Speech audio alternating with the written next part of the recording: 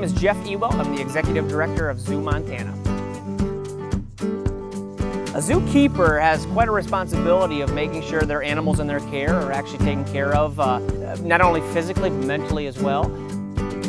A zoo director not only does that, but is in charge of the whole facet of the zoo. So anything from concessions to the front desk admissions, to the maintenance of the facility, to the animal care. And I'm passionate about the underdogs of the world.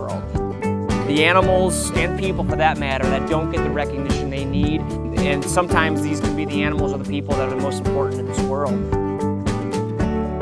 Everybody always asks me what my favorite animal is. Vultures, by far, the best animal out there. And they have such cool characteristics, and they gross people out, and I love that. They are so important to our environment because they're nature's garbage man.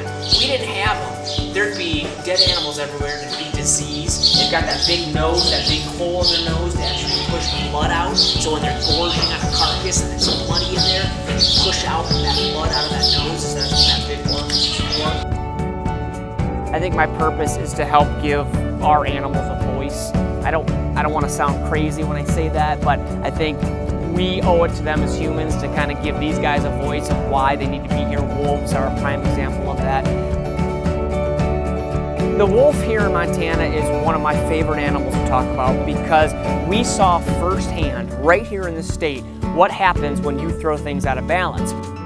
Top predator was gone. The elk, the deer, all those prey items came down out of the mountains and started hanging out in the lower pastures. Well, what they would do is they would eat the saplings of some of these aspen trees and cottonwoods, and as they would eat those saplings, those trees could not grow.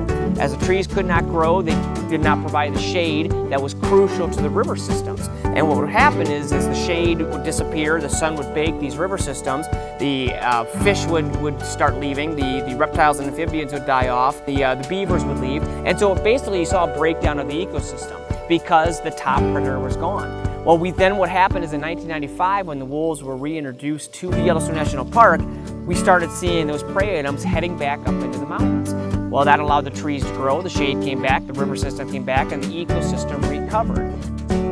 Mother Nature's a very persistent woman, and if you give her the opportunity to recover, she will, and we saw that in Yellowstone, but let's not make it to the point where maybe one day she can't recover.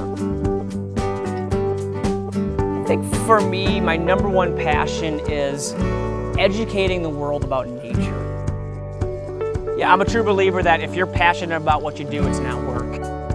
I love being able to see the looks on a child's face when I bring the lynx into the classroom and see them light up. I love being able to let somebody hold a tarantula that's terrified of a tarantula and hearing them say, I held a tarantula today.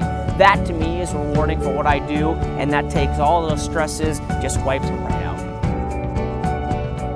I think the meaning of life is to enjoy every moment of it. And I often think about, okay, what we're doing here, certainly it matters right now, but in 5 billion years when the sun consumes Earth and we're all gone, was it worth stressing out about, X, Y, Z? No, not at all. So I think enjoy your life now, enjoy what you have. That's what life is all about, is enjoying the time you have. Don't be miserable, it's not worth it. Don't waste yourself. You only live once, take advantage.